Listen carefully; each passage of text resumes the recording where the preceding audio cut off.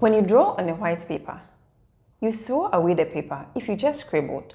But if a famous artist draws something on that same paper, the value of the painting on the paper increases tremendously. Likewise, if your mind is a white paper, depending on whether you would draw bright and beautiful thoughts or dark and ugly thoughts, you would either be happy or unhappy. Welcome to today's Mind Education viewers, and welcome Auntie Gabby. Hello everyone. Marianne, you are right. Our lives depend on what we believe in. Yeah. Let me tell you a story. Okay. There once lived an old married couple. They are not very well off, but they took really good care of each other. The old woman had backache every night. Whenever she experienced this ache, her husband put a patch on her, then she forgot the pain and sleeps. One day, the older man said she had a backache in the middle of the night, and her husband searched the drawer and attached a patch to her waist. After that, she slept so well.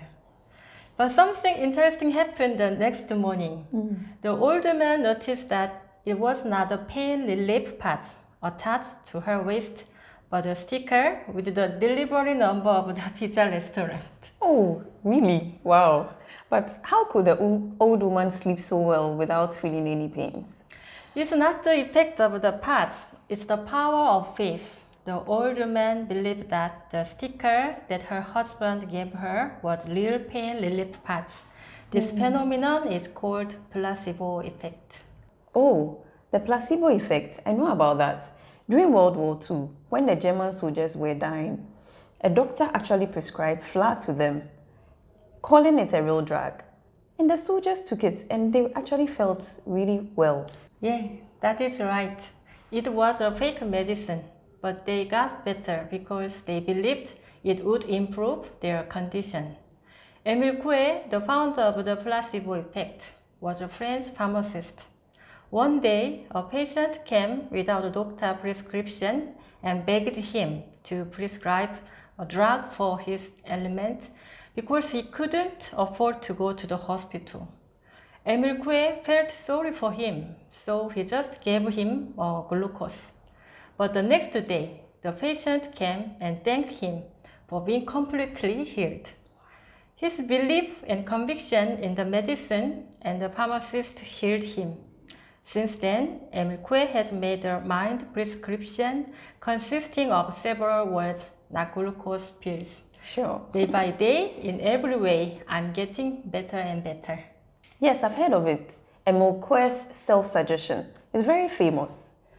That's what we actually have to be saying over and over again and believe that, then everything will be better. That's the beginning of a cure for a placebo effect. Yes, on the contrary, there is a nocebo effect, which means I'll be harmed. If the doctor gives the patient real medicine and says that these side effects will occur, the patient actually experiences those side effects. In fact, British psychologist Ibn Koch conducted an experiment. After letting the college students breathe clean air, he lied that the air contained toxins. One lady pretended she was choking. As a result, some of the other students started showing the same symptoms. Oh, I see. I think it's very dangerous to actually think negatively, especially words like, I will be harmed. Unfortunately, many people are more affected by the nocebo effect than placebo.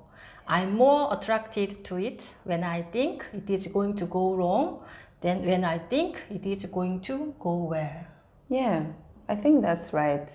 I also have a test in the coming week, but I have fears that I would fail. Then change your mind. You can do well on your test. Yes, I will. Oh, thank you. Viewers, did you enjoy it? We can see clearly different results depending on where we put our minds. Everything depends on your mind. Our lives can change depending on what we believe in. If we learn the life of faith through mind education, we will surely live a capable and happy life. Speaking of which today, it reminds me of a story in the Bible. In Matthew chapter 9, Jesus asked to blind men, "Do you believe that I am able to restore your sight? According to your faith, let it be to you." Let us all say, "It is done as you believe it." Okay, let's all say this as a slogan. It is is done done as you believe it. Thank you so much for today. Thank you, Auntie Gabby. Viewers, please stay tuned to this channel. Let's meet here once again in our next lesson. Bye. Bye.